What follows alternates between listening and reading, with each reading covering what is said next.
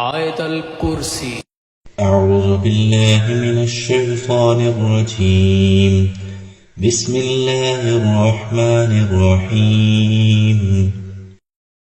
الله لا إله إلا هو الحي القيوم لا تأخذه سنة ولا نوم له ما في السماوات وما في الأرض من ذا الذي يشفع عنده إلا بإذنه يعلم ما بين أيديهم وما خلفهم ولا يحيطون بشيء من علمه إلا بما شاء وسع كرسيه السماوات والأرض ولا يؤوده حفظهما وهو العلي العظيم.